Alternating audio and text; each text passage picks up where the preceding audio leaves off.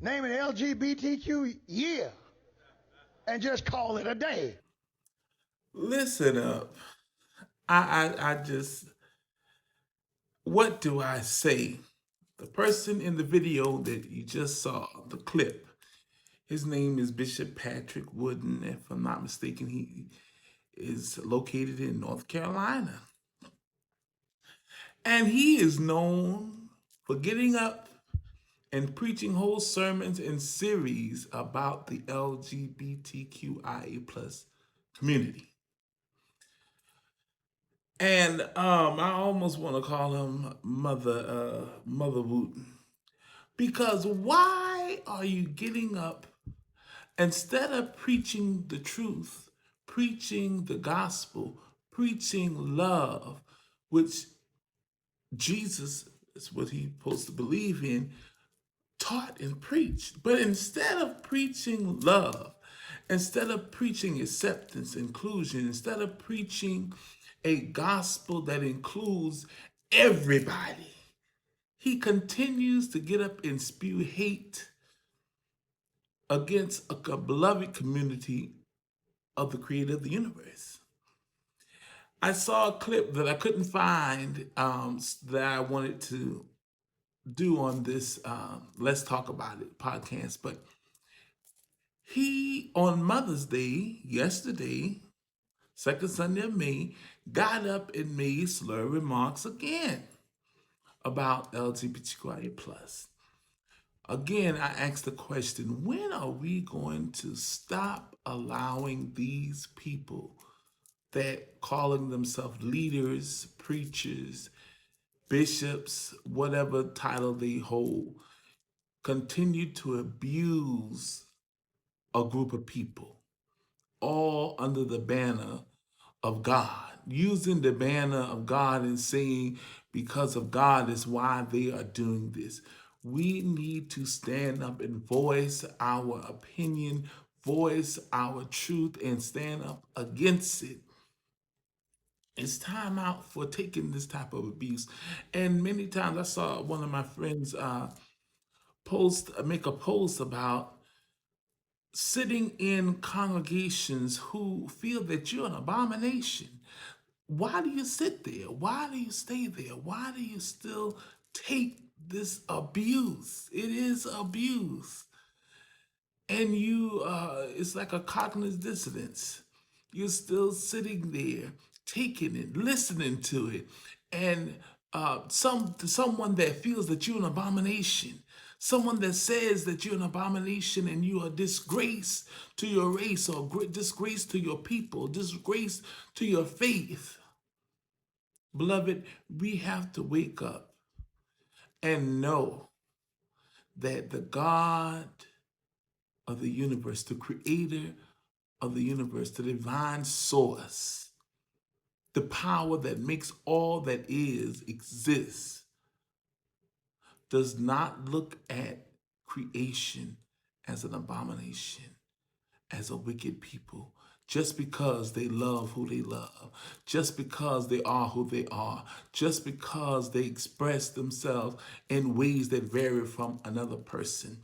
We have to learn how to get along with people that believe differently than we do. We have to learn to get along with people whose viewpoints are different than ours.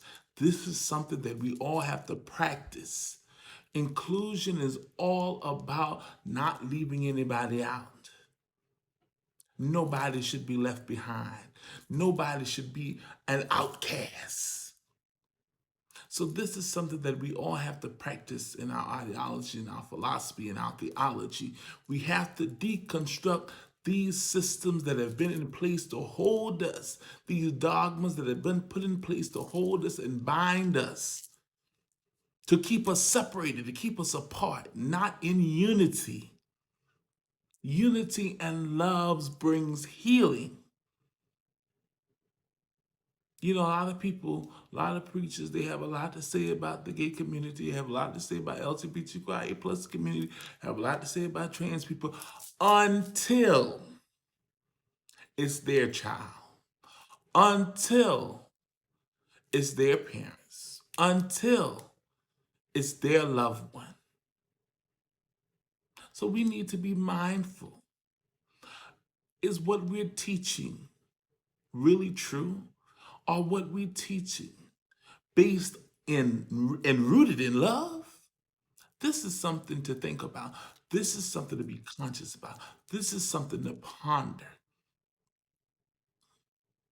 Are you preaching fear-mongering? Are you preaching hate speeches? Are you preaching things that cause people to lash out on a whole nother community that have not done them any wrong? That's the problem with hate speeches, that when people get up and preach hate and propaganda and all of these negative things about certain community, it causes the people that sit and listen and take it in and believe it to then have a certain viewpoint and opinion of another group that's negative. And they begin to treat that group of people in a derogatory manner. And it causes hate crimes. It causes disaster upon a whole community because some misinformed backwoods bishop got up and said it was all right. Because you dehumanized a people. And when you dehumanize a people, you feel that they're less than and you can do anything you want to do. You can say anything you want to say. But there's coming a time that the true people, the true lights of the world, the true light bearers are standing up, and they're not taking the BS. They're not taking the foolishness.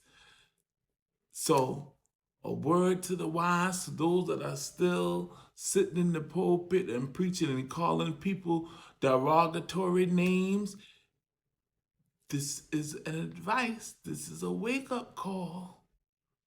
You need to revisit and take an inward look at what you're doing. Take an inward look at what you're saying and reconsider that you might be in the wrong, because what you're teaching is not based in love. What you're teaching is not based in the love of God.